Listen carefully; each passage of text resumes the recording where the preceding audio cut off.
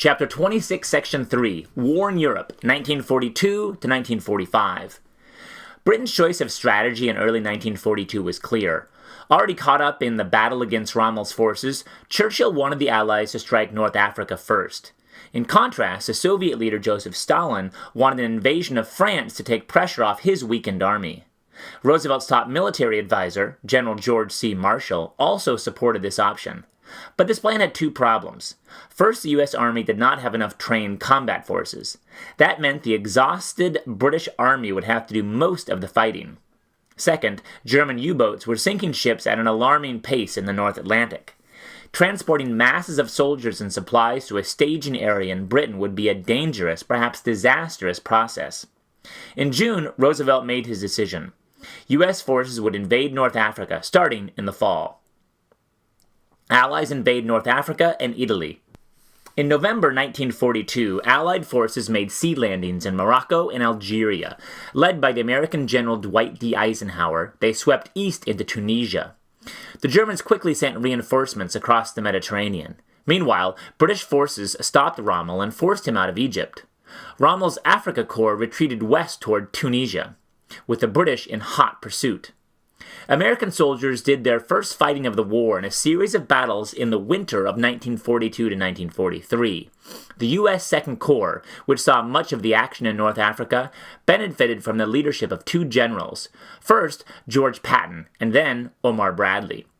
They helped the combined Allied armies launch a final offensive in May 1943. Axis resistance in the region collapsed, leaving about 250,000 German and Italian soldiers in the hands of the Allies. Using North Africa as a staging area, the Allies crossed the Mediterranean into Sicily, a large island in southern Italy. The massive Allied assault in July 1943 met little opposition at first. The success of the invasion put a scare into Italy's political leaders. Mussolini's North Africa campaign and several other failures had caused them to lose faith in Il Duce. The fascist Grand Council met on July 24th and voted to restore the king and parliament. Mussolini resigned the next day. Italy soon surrendered to the Allies. Its government signed an armistice in September and declared war on Germany the next month. German forces were still in Italy, however. As the Allies marched north, the Germans battled them every inch of the way. By October, the Allied army had taken about a third of the Italian peninsula, but they did not get much farther that year. A solid German defensive line completely stopped the Allies about 60 miles south of Rome, the Italian capital. Soviets fight alone at Stalingrad. The decision to invade North Africa had left the Soviets on their own. Hitler now had the chance to crush the USSR with a new summer offensive. Starting in June 1942, Axis troops thrust farther into Soviet territory. Hitler split his forces so they could seize the rest of the Caucasus and also take Stalingrad, a large city on the Volga River. At Stalingrad, German firebombs set most of the city on fire, but Stalin forbade his soldiers to retreat. Not a step back, he ordered. By mid-September, Axis troops had a large Soviet force trapped in a strip of the city along the Volga. Fierce street-by-street fighting followed for 2 months. Then, in November, the Soviet Red Army began a counteroffensive, launching its defensive forces against the Nazi assault. In a few days, the Soviets had encircled the German troops. Hitler insisted that his soldiers fight to the death, which most of them did. In January 1943, the remains of the German force, starving and frozen, surrendered to the Soviets. The Battle of Stalingrad cost Germany more than 200,000 troops, while more than 1 million Soviet soldiers died. Nevertheless, the USSR had forced the Germans to retreat, giving up all they had gained after June 1942, including the Caucasus. Taking the war to the Germans by air. With the loss of the Caucasus, Hitler had only one major source of oil, Romania. The Romanian oil fields became a prime target of Allied strategic bombing. Strategic bombing involves hitting vital targets to destroy the enemy's war-making capacity. American pilots in B-24 Liberator and B-17 Flying Fortress bombers typically launched daytime raids. They favored precision bombing of specific targets. Flying at high altitude to avoid anti-aircraft fire, they dropped bombs on oil refineries, rail yards, factories, and U-boat bases. By the end of the war, Germany's infrastructure and economy were in ruins. British pilots relied mainly on saturation bombing, the rapid release of a large number of bombs over a wide area. They usually flew nighttime raids over enemy cities. The strategy behind the bombing cities, with its appalling loss of life, was to destroy civilian morale and force a surrender. This strategy turned German cities like Dresden and Hamburg into rubble-strewn graveyards, but it did not bring an early end to the war. In August 1944, American planes dropped more than 1,000 bombs on an oil production facility in Poland. 5 miles to the west stood Auschwitz, the largest Nazi death camp. Jewish organizations, the War Refugee Board, and others urged the government to bomb Auschwitz. If the gas chambers or nearby rail lines were destroyed, they said, thousands of lives could be saved. American military officials opposed bombing Auschwitz. They said they could not afford to divert resources from military targets. They also claimed that such bombing might kill many prisoners. Elie Wiesel, who had been a prisoner at Auschwitz, said he would have welcomed the bombs anyway. We were no longer afraid of death, at any rate, not of that death. He recalled, "Every bomb filled us with joy and gave us new confidence in life." Operation Overlord opens a new front in France.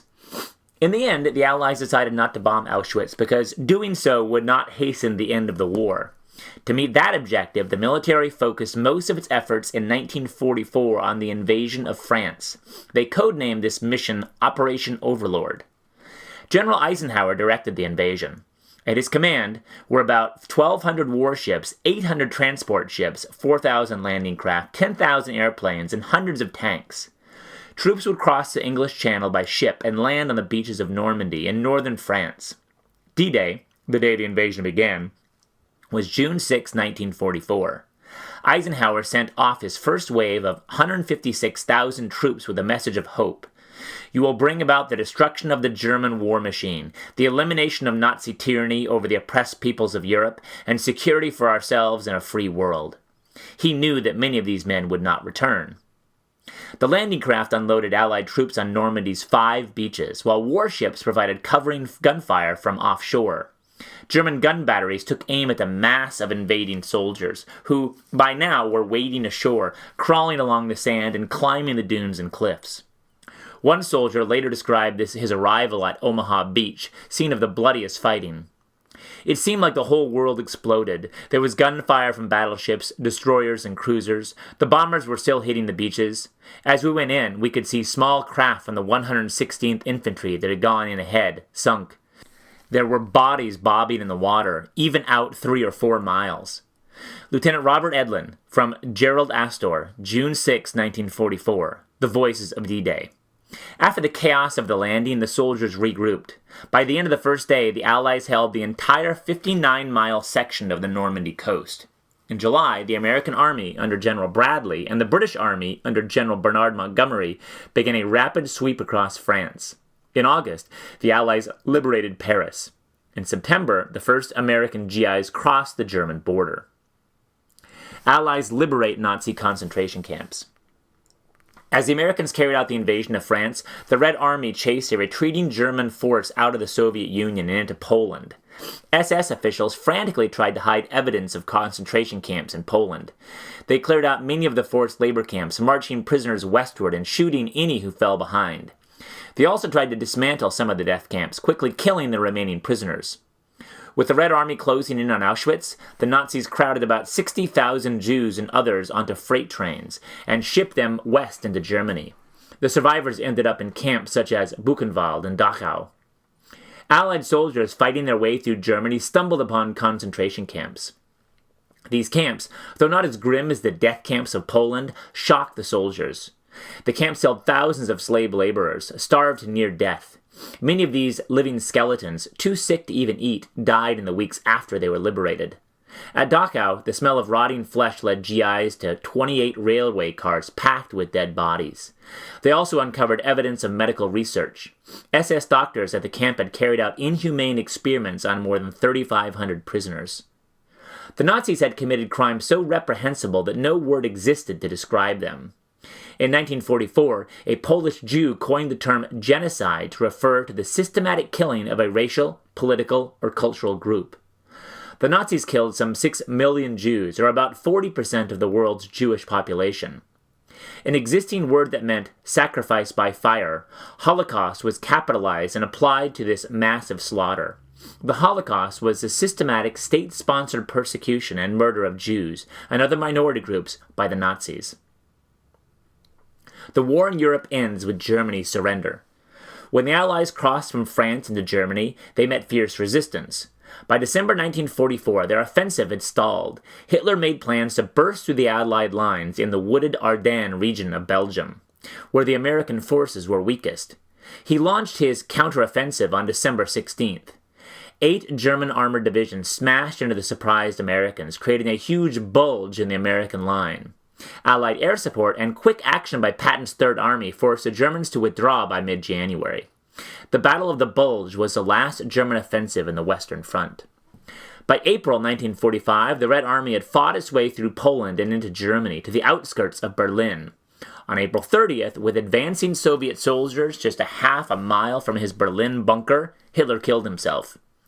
German forces quickly began surrendering, and at midnight on May 8th, the war in Europe officially ended. President Roosevelt did not live to celebrate Victory in Europe Day, or VE Day. He had died on April 12th. The new president, Harry S. Truman, dedicated the victory to Franklin Roosevelt.